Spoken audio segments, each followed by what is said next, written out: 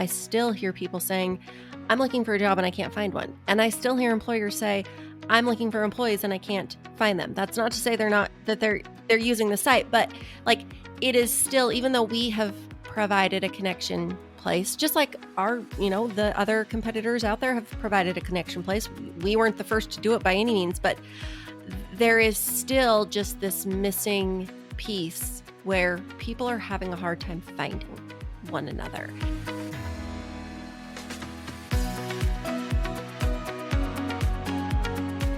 Welcome to the Cultivating Leaders Podcast, where we get inside the minds of leaders to harvest great ideas and lessons that help you grow as a difference maker in food and agriculture.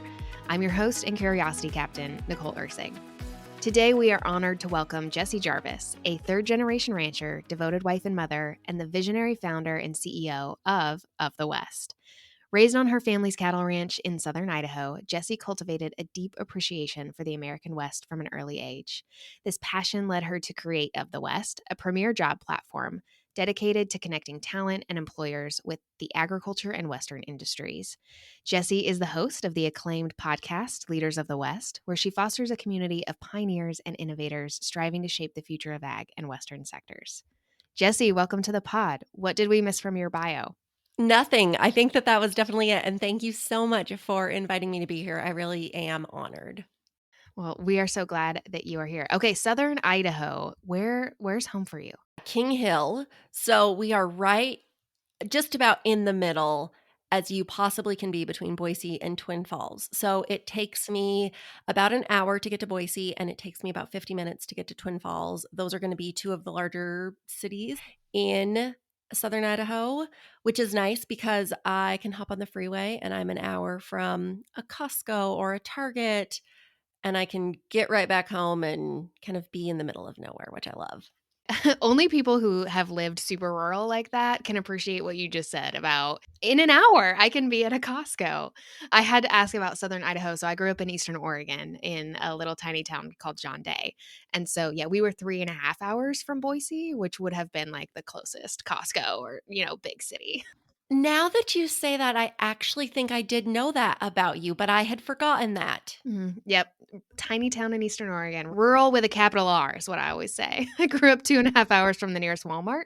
So when you're like, yeah, I can an hour to a Costco, there are people, especially in agriculture, who live that far out in the middle of nowhere.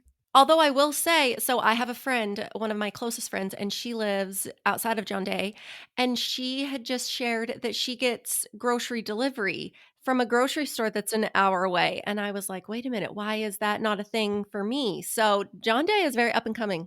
Oh, wow. It's apparently expanding since my younger years, for sure. Awesome. Okay, well, Jessie, how about you just start us with a little bit of your leadership journey and how and why you started Of the West? Yeah, absolutely. So as you mentioned in that bio, I grew up on my family's ranching operation in Southern Idaho. I was an only child, and so I was very involved with my parents and with our operation. And when I went to college, I actually didn't want to be involved in agriculture. I wanted to go do something new. I wanted to go the pre-med route. And about 6 weeks into my college career, I was like, wait a minute, I don't think this is for me. I really miss the people of agriculture because I was at a very small liberal arts college. I was the only ranch kid or farm kid there for the most part. And so it just really opened my eyes to basically how the rest of the world thinks and feels and acts, especially about food. And so I switched to a business degree. And then after college, I started working for the Idaho Cattle Association as their communications director. And I spent about 3 years there. And that was an incredible time just because, how often are you able to graduate and be able to land a job like that? And a lot of that came from the fact that I had had a summer internship with the ICA that summer. And so then they asked me at the end of the year if I wanted to stay on. And of course I did. So that was great. And then at that time, that was really kind of my first um, journey into leadership, if you will. Of course, I was involved in FFA in high school, and I was always, I was the class president and things of that nature. So I definitely had leadership roles. But when you're in high school and when you're in college, they look a lot different than when you are in the career world, if you will. And so, after I was the intern the next summer, I had an intern and I had no idea what to do with an intern. It's a lot different being on the other end of the table. And even then I remember that was the first opportunity that I had had to sit in on job interviews when we had hired a new administrative assistant. And so that was an absolutely wonderful time period when it came to leadership because it really allowed me, and part of that was because we were such a small organization. There were only 2 to 3 of us in the office at any given time that were really full-time employed there. So I had an opportunity, just like when I was on the ranch, to really be like fully immersed in the goings on of the business. So I spent 3 years with ICA, and then I actually moved back home to the ranch because my parents were looking to hire another employee. And I knew that at some point I would probably take our operation over. And so I thought, well, if you're going to hire somebody, you might as well hire me, because just knowing that even though as I said earlier, I was very involved in our operation from, as young as possible to when I was 18, but I also still had to go to school 5 days a week. And so I had never truly spent 365 days working on our operation. And so I did that for a couple of years. And then my husband and I got married, and he came back or he started working on our ranch, I should say.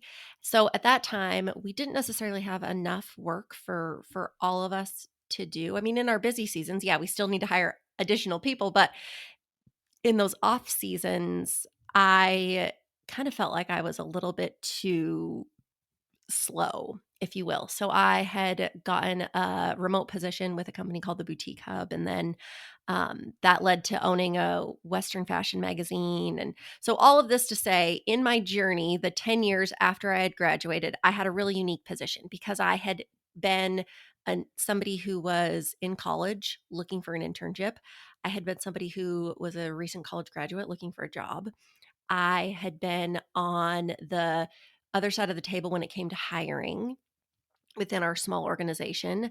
I had also worked trying to find freelancers and contractors, and just knew the stress of, like, I wanted to be able to find people who understood agriculture, but in the early 2000s that was not necessarily a thing. And then when I moved back home, obviously I understood the ranch side of, working in our industry, and we have other employees on our ranch, and I also have this expansive farming and ranching network, and now with Western lifestyle. And so it just put me in a really, really unique place that I do feel like I had this great network. And so I would get calls from people or texts saying, "Hey, I'm looking for a new job. Do you happen to know of somebody who's hiring?" Or, "Hey, Jessie, we're looking for a new employee. Do you know of anybody who's looking for a job?" And you want to help your friends. You want to be a matchmaker, especially when somebody comes to you and asks for help. We all hate to ask for help, but we love to help people. Like, when somebody takes time and they ask you for help because they think you're the best person to put them in touch with somebody or who can answer their problem, like, I really do take that as an honor. So I wanted to help as many people as I could, but I wasn't necessarily tapped into the job world to know, like, the right eligible bachelor for the eligible bachelorette, but if you put it into jobs terms, right? So one week in the beginning of March of 2020, I think that it was either 3 or 4 calls that we had gotten. My husband and I both had gotten in a week about people either looking for a new employee or looking for a job. And at that point, I thought, this is a problem within my network. And again, just being so familiar with all of the ins and outs, I also had a period of time where I was a freelancer there when I worked on it when I first moved home. And so I just knew a little bit of everything. At least I thought I did, right? And I thought, if this is a problem within my own network, I feel like this has to be a problem for our industry on a larger scale. And so I got on Google and I did some searching, and I didn't really find what I thought I needed by any means. So I thought, I feel like that is probably my calling. But I also knew that because our industry is so large and it is just such a great industry, if you're going to do something, you need to really, really go all in. And I didn't necessarily know that that was something that I needed to be doing at the time. We had a 2-year-old. I was pregnant with our daughter. We have a ranch. I had a part-time job as it was, so it's not like we had any shortage of other things going on, but I just could not get that idea out of my head. So from March to June, I really just like sat with the idea. And then finally in June, I sat down with my husband and I was like, I've been thinking about this for a few months now. And I just think like this is something that we need to do. And he is the most supportive person in the world.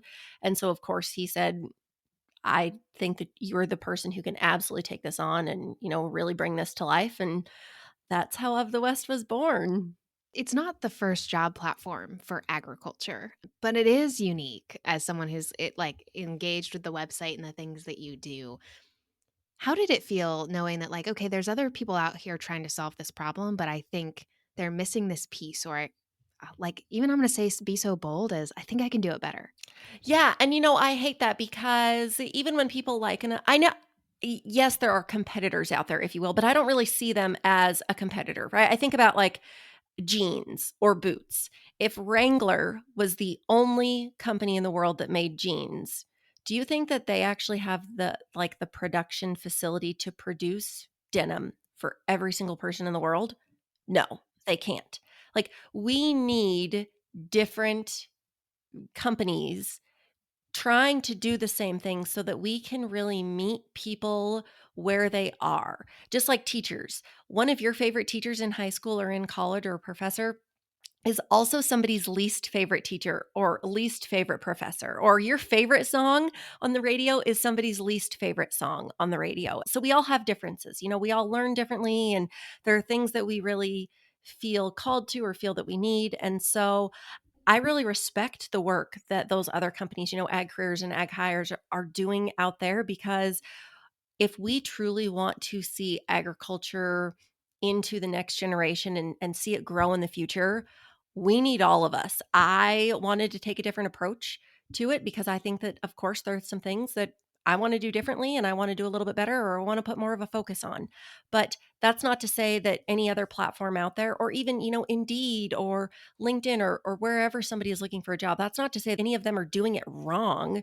We're just doing it differently. And I am a big believer in a rising tide lifts all ships. And my true passion is in helping strengthen our industry and helping connect people with more jobs. And if somebody is able to get their new job or find their new employee through one of my quote unquote competitors, that still does at the end of the day fulfill that goal.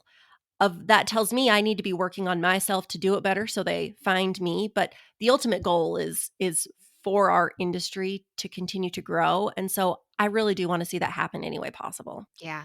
Your analogy of, different kinds of jeans really resonates with me because I can go into my closet and of course, I've got different brands of all those jeans. And so whether we are talking fashion or, like where people are hunting for jobs, people like choices.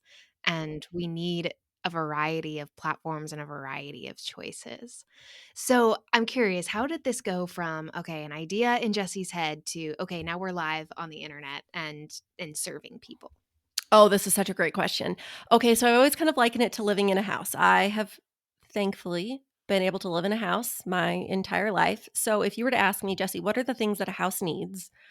I'm going to be able to tell you. Like we need a cement foundation. We're going to need 2x4s. We're going to need sheeting. We're going to need insulation, flooring, electrical work, plumbing, all of these things. If you gave me all of those tools and told me, okay, Jesse, go build a house, I wouldn't have the slightest idea what I was doing. So, yeah, so the same kind of applies to websites, right? I mean, I've been a user of the internet since what, the early 2000s, we'll say. If you were to ask me, Jesse, what does a website need? I'm going to be able to tell you all of the things that a website is going to need and how, we're going to need to have this great user experience and, as fewest clicks as possible. And we're going to need a great checkout page and we're really going to need to convert all these people. But okay, how are we going to do it? That's where you lost me. Like, I am not a technical person by nature, but I am so incredibly grateful and thankful for people who are. So, I have a great connection who is a master at web development and designing, and she is a true problem solver. We were just talking a couple of weeks ago, and about problems and how problems kind of stress me out a little bit depending on the season. And she was like, Jessie, I just love to solve problems. Like that is where I get my joy. So there is no problem when you come to me with a problem, like I love to solve it. This woman is also our web developer. And so I came to her and I asked her, I said, this is the thing that I'm thinking of. Is this even possible? Is this even doable? Like, is the reason that these are large companies behind these job platforms, is it because it's going to, take a lot of capital? And she said, no, Jessie, like this is easy. I don't really know that easy is the right word, but she is that great problem solver. And so she, over the next 6 months from June to December, built the jobs platform from scratch. At the time, we were using WordPress. And so we had a variety of different plugins. And those worked absolutely great for that first iteration of the site. So like I said, we started working in June, we worked through December, and then we turned the site on January 1st, 2021. And what was really unique about that first year is the site was free for everybody to use. So if you were an employer posting a position, it was free to post your position. It was obviously free to go apply for jobs. It was free to use what at that time we called the trades side of the site, which is now referred to as the directory, but everything was free. And the reason that we did that is because I just know how important trust is in our industry. And if you want employers to come post a job on your site, what do you have to have? You have to have their trust. Yes. And you have to have job seekers. Oh, yeah, absolutely. Well, how are you going to get job seekers? You have to have jobs on the site to have job seekers. Mhm. So It's like a here chicken or you the egg are. kind of thing. Yeah, exactly. It totally is. Like we have to have both. And they're two very different audiences. How we market to them, back then and even today is very, very different. And so you have to have both of those. Well, you're right. Like the chicken or the egg, which one are you going to have first? And so that was what we did as far as our investment into bringing in that traffic, was that anybody could use the site for free so that we could really build trust and build that audience and that network to then where we could make it into obviously a revenue generating system. What was that like as an entrepreneur? Okay, you're turning on a new idea, you're funding it yourself, and tell me about the like business mindset behind that of maybe not sure if this is going to work, and also I'm going to fund it for myself for a year. Yeah, and we have been self-funded the entire time. I had thankfully been able to sell the magazine that I was a co-owner of, and so that was kind of the seed money that I used to start Of the West. But I maybe left out an important detail, and that was we launched the site January 1, 2021, and then I went and had a baby on February 2nd, 2021. So I was in the phase of our son he was a couple weeks shy of turning 3 years old. We had this brand new baby. We had a brand new business. And I knew that I couldn't do it all because I still had that part-time job. I didn't necessarily go all in. Obviously, Of the West was not making any money at the time. So I still had to have some kind of consistent revenue stream. So I did hire somebody. Her name is Sarah Wilson. She is now our director of marketing. She has been there since April of 2021. So a little over 4 years now. And I cannot say enough incredible things about her. She is just the glue that keeps us all together. But yeah, so we had an employee that I was paying. And again, the site is making no money. And so when you ask, is this a good business decision? Maybe, maybe not. But going back, I wouldn't trade it for anything because, again, I am always somebody who is going to play the long game. The short game is absolutely, yes, we need to be, making revenue, but I know that trust is going to trump it all. And if somebody comes to the site and they pay for a bad experience, they're not going to come back. But if they are able to get a good experience and then the next time they go to post a job, okay, well, now we have to pay, but I had such a great experience. I'm happy to hand over my money, if you will. I just knew that, again, in the long term, that was the right decision to make. It's not a decision that I would recommend necessarily. So if somebody's listening and they think that's what they're going to do. I pump the brakes. I don't necessarily know that it's going to work out, but it was the right decision for us. What were some of the like early challenges that you encountered and how did you push through those? I mean, other than like you've got two tiny humans that you're trying to be a mom to and everything else going on in your life. Yeah, I heard Kevin Costner say, if you build it, they will come. And while he may be good looking, he absolutely lied. It is not an if you build it, they will come, because I totally thought that we were just going to flip on the switch or, make the URL live on January 1. And we were just going to have throngs of people lining up to post their jobs and to get on our email list. And it was going to be easy because, again, it was stemming from a need that my own network had. And I knew that usually if you're having a problem, somebody else is having a problem too. So I knew that it was a larger problem than, again, just for my network, but that was not the case. And so, I mean, maybe I was naive, right? But I think that we all kind of do with our projects or, goals or businesses. If you build it, they will come. Like, oh, if this is a need for me, somebody else is going to find this. No, that's not how it works. We had to market our tails off.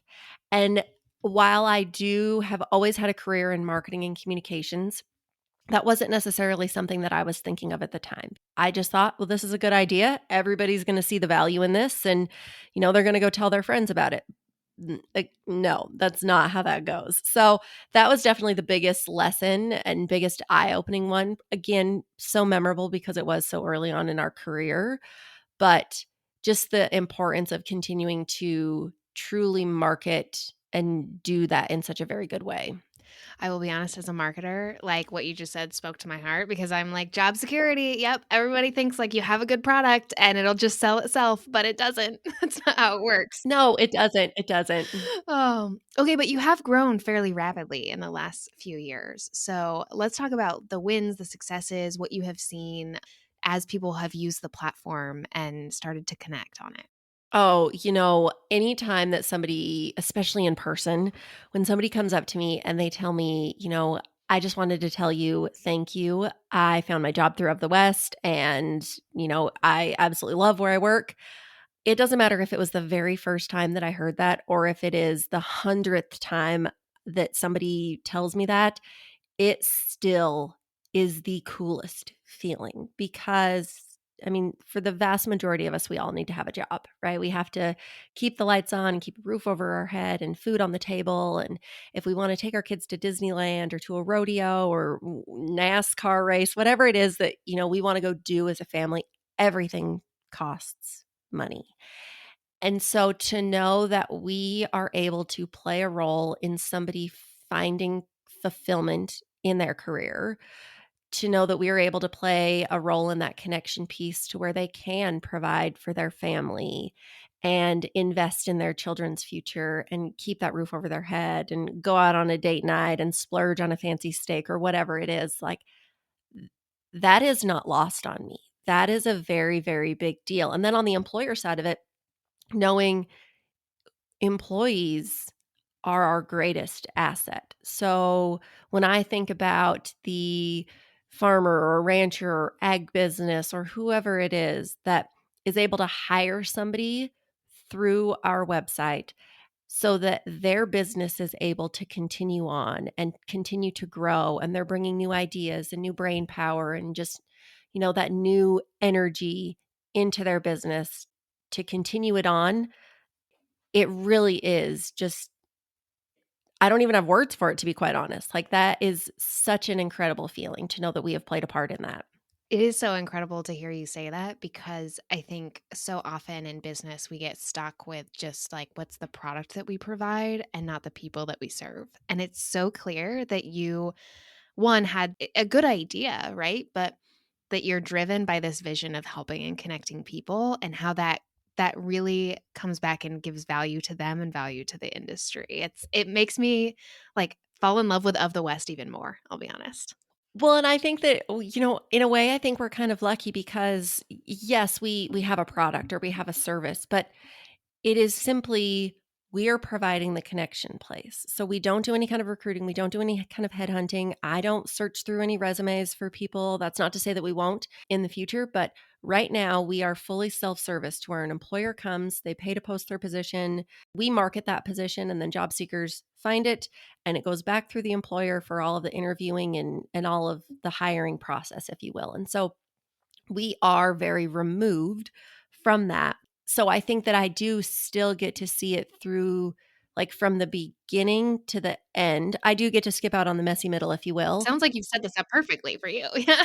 But it is that feeling, like it really is about the people. And jobs are not sexy. They're not fun to talk about, right? We don't, I mean, so I would, that's why I think so highly of Sarah and her work when it comes to marketing what we do, because you have to get really creative to get people engaged with marketing jobs. And that's a part that we kind of want to leave behind. Like when we get on our phones in the evening and want to scroll Instagram, you don't want to listen to resume tips. You want to watch some funny Theo Vaughn or, Dale Brisby video or whatever that is. So I have so much respect for her and the work that she does, because she has done a phenomenal job at, if you will, like making jobs sexy and fun and cool to talk about. But again, I just think that we are in such a lucky place where we are able to really get to connect with people, because like you say, that is the best part of our industry by and large. Absolutely. Okay, so working in the agriculture labor space, you're the connector of people. I mean, this is the area that you work in. So if you had to describe the current ag job market today, let's start in one word, but I'll let you expand on it. What would it be? Tricky. That's not really the word that I was initially one word. That's so difficult. But yeah, I think it's tricky because, and I'm sure you guys can say the same thing. We even to this day, with Of the West being around for almost 5 years now, I still hear people saying, "I'm looking for a job and I can't find one." And I still hear employers say, "I'm looking for employees and I can't find them." That's not to say they're using the site, but like it is still, even though we have provided a connection place, just like the other competitors out there have provided a connection place. We weren't the first to do it by any means, but there is still just this missing piece where people are having a hard time finding one another. And it's not to say, just like you said, it's not enough to find somebody. You have to find the right someone. You have to find the right candidate. You have to find the right employer for you, because again, going back to what we talked about earlier with genes, right? Like we all have different things that we like and don't like in ways that we feel fulfilled, and leadership styles that we work well with and that we don't work well with. And so I think that is definitely tricky in itself. I also think one of the things is there are a lot of jobs in agriculture, but the number of people involved in agriculture has been declining since the 1980s. And so it, it is just a very tricky dynamic to be part of this industry that is somehow growing, but somehow shrinking. There are the right candidates out there looking for a job. There's the right employers, but they can't really connect. And so I think that I do see it as a true opportunity, and it's not something that like disappoints me. I see it as something that I am excited by. Like that tells me there is more work for us to do. That tells me that there is, if job security for us in a way, because we can make that process even better for everybody who is involved. That's such a great outlook to have on it because, yes, we hear the same things from, like, I know students right now who are struggling to find their internship, their first job. And on the same point, we have partners that are like, where is the good talent hiding? Or can you get more students through AFA? And so to look at it as like, hey, that means we still have work to do. That's just a fun way to look at it versus, yeah, it's a problem to solve, but the people are out there. It's just finding and connecting them. Oh, absolutely. I could not agree more. What are trends that you are seeing right now in the ag job market?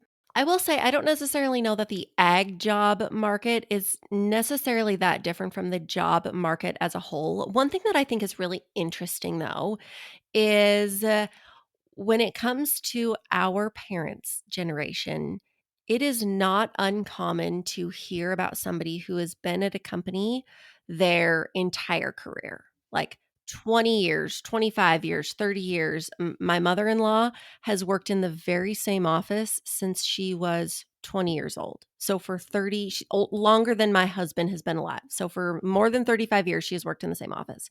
That is not something that you hear about very often. And maybe even I'm not as well connected on the mainstream job side of things. I think it is probably just as common in the real world. I do think people in relationships in agriculture, it is there's probably a higher percentage of people who, again, are our parents' age who have been in those careers their entire life. And what I think about when it comes to people who are my age, so in their mid-30s, that is not the case. I actually don't necessarily know of anybody who is in the same job now that they got when they first graduated. It seems much more common to stay at a place for 2 to 4 years and then go find something new. And I think that's done for 2 reasons. One, I think that people need variety. And so they want something different. They want to be challenged in a new way. They want to, go put their impact on somebody else and make a positive impact in a different way. I think another reason though is because, and studies and data show that you have a higher chance of getting a better salary or a stronger offer when you change jobs versus getting a raise. And at the end of the day, when we go back to this idea that jobs are how we keep a roof over our head and food on the table and we do need money to survive, I think about how much talent is lost in a company because they are unwilling to give a raise. But if somebody new is coming into that company, are you going to start them at a higher salary than you would have started that great person who you've already trained and invested in? I think about we all know this when it comes to your cell phone provider, or do people still use Dish or DirecTV? Yeah, but like if you're a new customer, you get a great deal. If you're an old customer, what kind of a great deal are they giving for you? I mean, I've been with Verizon now for 20 years. I don't get a, "Hey, you're a loyal 20-year customer. You should get a better deal than the customer we just acquired yesterday." So, there's a lot to say about the job market in that same breadth, but I think that that's something that is really interesting when it comes to trends in the job market, and I think, maybe for anybody who's listening is kind of consider when that time comes, how can I invest in my people so that they stick around, so that they can continue to invest in me and my business, because it is extremely expensive to have to go acquire a new employee. I think too, it maybe changes the way we begin to think about talent development as well, because it's not to say that people aren't going to stay. There are people that stay in certain roles for extended periods of time, and there is some longevity, but also people are going to switch roles. I think if we think of like millennials, Gen Z, they're going to move, and people move for different reasons. But it makes me wonder if, as an industry, we need to approach talent development more holistically.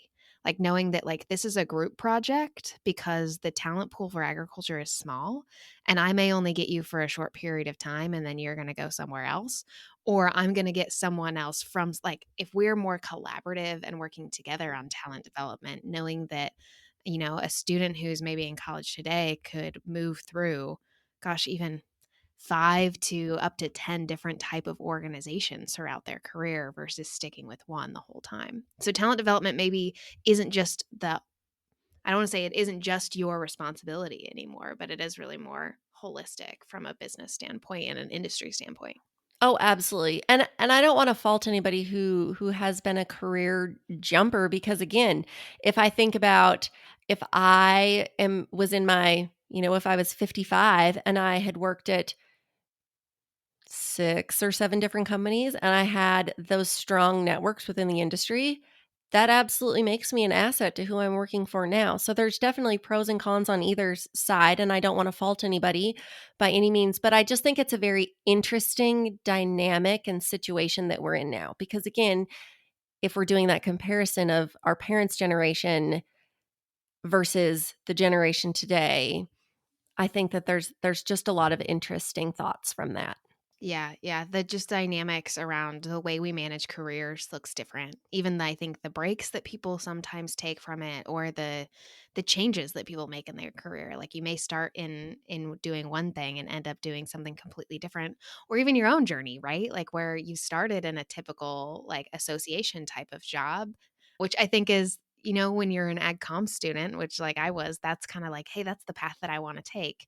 You discover that there's more out there, and now you're an entrepreneur. Oh, absolutely. And I know I'm going to kind of go off course here, but I think that you bring up such an important thing. And anytime I get to talk to students specifically, I always tell them this.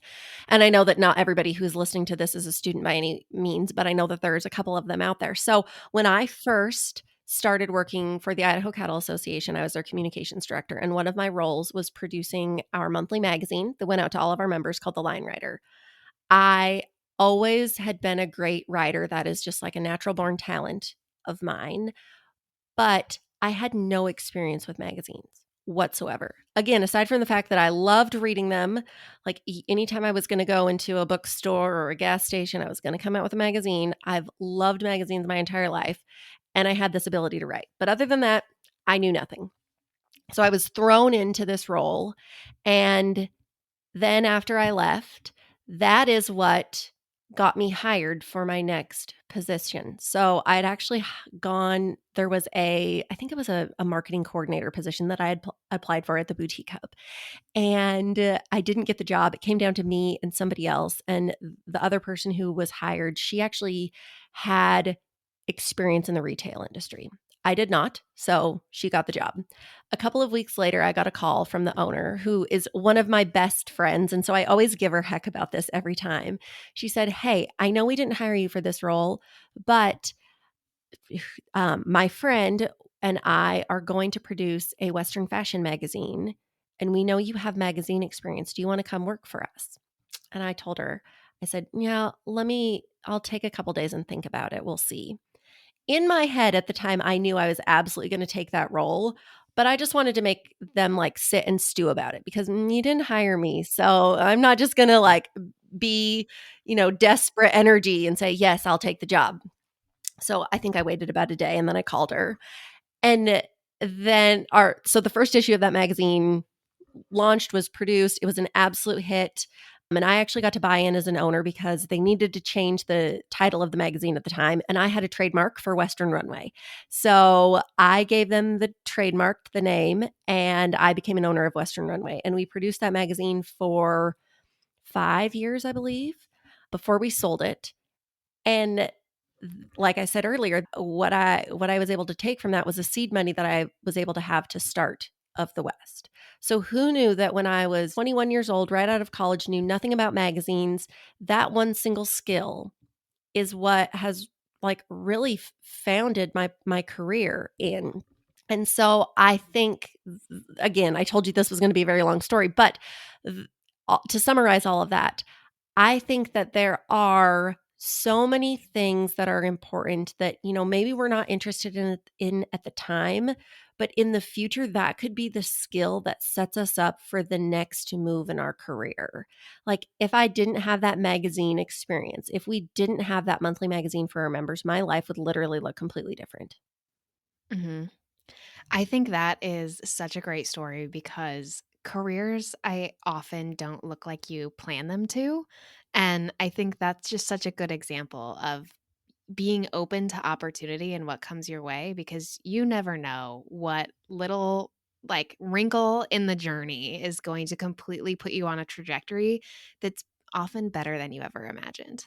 Oh, I could not agree more. That you nailed it. Mic drop. Okay, well, we should probably move into the rapid fire segment of this podcast. I'm ready. So try to answer these as quick as you can. So, Jessie, if you had 10 times the resources you have today, tomorrow, what would you build next? Okay, well, we're building Schools of the West. It is a platform where you can go connect with ag schools and ag trades. Yes, it is coming. It was supposed to be coming spring. We had to rearrange some things. It will be coming this fall, but I would put all of our resources into Schools of the West. Okay. Savannah is going to butcher me because I always do this on our rapid fire segments. And I'm like, we're going to be quick, but I have a follow up question. Okay. Tell me more about what that looks like and what inspired it, because I'm super intrigued of Schools of the West. Yeah, so it's going to look just like our current freelance directory does. So what that is we're a place where you can go connect with freelancers and contractors, and they all have their individual profiles. So Schools of the West is going to look just like that. It is going to have anything in the industry from, 2-year community college, a 4-year university, master's programs, graduate degrees, doctoral programs. Again, all focused in agriculture. And then it's also going to have trades as well. So if you want to go be an auctioneer, you're going to be able to type in auctioneer and find any auctioneer school in the United States where you can go pursue that trade.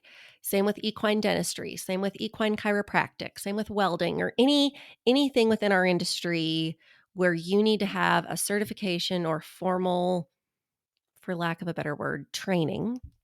You are going to be able to find that through Schools of the West. Oh, the other thing that I'm really excited about is you're also going to be able to sort by industry specific things. So if you know that you want to go pursue a business degree and you also want to be on a meat judging team, you're going to be able to filter by business degree and meat judging team. And then all of the schools that are members of the directory that have a meat judging team or you can go get a business degree are going to come up. So it's just going to be a much easier and better and more efficient way to connect schools and students or even career changers, because we know there are plenty of people will use the healthcare industry for an example. They've been in the healthcare industry for the last 10 years. They don't want to be involved anymore. So they want to go find something new. Do they need to go back to school? Do they just need some kind of a trade or training or certification? So we're going to be able to serve that group of people as well. So incredible. Oh, that makes me excited for you. I think that's going to serve so many young people, and people in general, in such great ways. Back to rapid fire. Okay, back to your rapid fire round. Sorry we butchered that. I always tell my team I'm queen of rabbit holes. So there was an example. Savannah's nodding. Okay, Jessie, what's a common misconception about entrepreneurship? Well, the first one that comes to mind is that it's easy. I think people think that, oh, it's easy. You can set your own schedule. And if you don't want to work today, you don't have to. But that's not the case. Mm-hmm. Yep. What's one thing you are still working on as a leader? I'm thinking about this. There's a lot. Being involved without being involved. So, again, I know this is a rapid fire. I got to be quick, but I trust our team to do everything that I ask of them, obviously. But then I still find myself getting involved. And so I think I'm finding the balance of, and not necessarily micromanaging, but like, oh, we could do this or we could do this. And no, I let them run with it. We hired them for a reason. They are absolutely talented. Go let them do their jobs. Yep. I think you described a struggle so many leaders have, not just you, especially entrepreneurs, because this is your baby. Okay, so what is one piece of advice from your podcast guest? For anyone who's listening, she has a wonderful podcast and gets to interview all kinds of great leaders in agriculture as well. So if you like this podcast, you'll probably like Jessie's too. What's one piece of advice from your podcast, the guests that you've had, that you still think about? Oh, there are two of them. The first is from Carly Peterson, and she said, no stands for new options. I had never heard that before. And my face literally looked like yours right now because that was when she said that, I had never heard it. And I think it's probably a pretty common quote. But again, no stands for new options. I lost my mind when she said that because I was like, oh my gosh, that is the best one. The next one came from Haley Kinsel. And we were talking about in her relationship with God, we often ask things like if the same thing keeps happening to us, we can find ourselves asking like, God, haven't I learned this lesson before? Like, why do I have to continue to learn this lesson? I feel like I've got it down. And she said that she has realized it is not the lesson, it's how she responds to the lesson. Like, did I respond or react better this time than I did last time. And there are some specific things in life where I feel like I am just constantly learning the same lesson. And I don't want to be learning that lesson anymore, Jesus, if you're listening. But I now reframe it as, did I do a better job? Again, like reacting or responding this time than I did last time. Because really, like, that is the reason I'm learning the lesson. I need to grow as a person. And so that has just been transformational for me for sure. Yeah, both of those are wonderful. Ones that I'm now going to do some noodling on myself. Great. What do you hope that the next generation of ag leaders dares to do differently from, I'm not going to say our generation, but maybe the generation above us? I don't necessarily want to say differently, but I just hope that we continue to keep pursuing innovation. I think that we really have made leaps and bounds. Our industries have truly innovated in the last 30 years. And I just want to continue to keep that going, because that is really what is going to move agriculture forward in the future. Yeah. Okay, moving out of rapid fire, but I want to build off of what you just said. I think there is so much innovation in technology and growth in agriculture, but the thing that makes agriculture, in my mind, often so special is the tradition. And especially if you think about Western culture and there is obviously nostalgia and there's pop culture pieces of that, but there is also true like Western tradition culture things that I think um, are a special piece of agriculture to keep around. So, how do you think we balance that in the future of maintaining this like Western heritage, but also with the innovation that we need to solve tomorrow's problems? Okay, Nicole, you must live in my mind, because this is literally something I ask myself all the time. How are we able to really like preserve the past without staying in the past, and how we can move forward and like the best of both worlds, if you will. And cuz I think about how much of our industry has changed, and right, like GPS and tractors, and how much more efficient that makes us, and hydraulic squeeze chutes, and all of that. But then I think about branding. Right? This is something that was invented in it has been around since the 1700s, 1800s, probably even longer than that. But again, for thinking about in America, there is still no better way to identify an animal, and it is something that is still absolutely needed, because I live in an area where cattle theft is still a thing, right? So here we have an idea that has been around hundreds and hundreds of years, and it is still the best way to do something. So I think about just that balance of, what are things that we absolutely need to be innovating on, and what are things that, again, like you said, with culture and heritage, how do we protect and preserve that? Because sometimes you're right, sometimes the way that dad and grandpa did it is still the right way. Mhm. No, it is for sure. Or at least the mindset that they approached it with is the right mindset to approach it with. Yes. Yeah, it's that moving forward, but I think innovation can seem so sexy, but there's also just some really good things I think to hang on to as we grow as an industry. Yeah, I love that. Okay, so Jesse, at AFA, we love hot takes. So bold, unconventional opinions. What is a unconventional or bold thought that you have about leadership or the future of agriculture? Okay, this is probably not bold, maybe unconventional. It's probably gonna make the younger generation mad, and I don't wanna say I don't care, but I absolutely do care. If you're just out of college, you probably don't deserve a remote job. Remote jobs are not a right, they are a privilege. And we see a lot of people who are very early on in their careers, and they're only looking for remote jobs. And I will tell you, I will not hire somebody who has not worked in an office. You learn so much in that experience. I need to know that you can show up on time when the door unlocks at 8 a.m. And I need to know that you can work alongside people who you maybe don't get along with, and you don't get to alienate yourself and lock yourself in a room and work miles and miles from them. You have to work alongside them. And I need to know that you in a boardroom know like when to speak and when not to speak, because again, those are things that are usually learned best in person.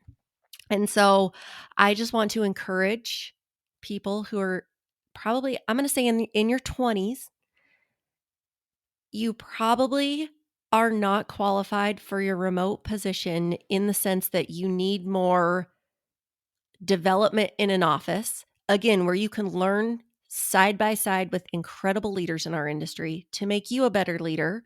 But I think that there is, and we see it all the time, right? Remote jobs get 20 to 1 applications. And I mean, I've had a remote job. I need to have a remote job. So I fully get it.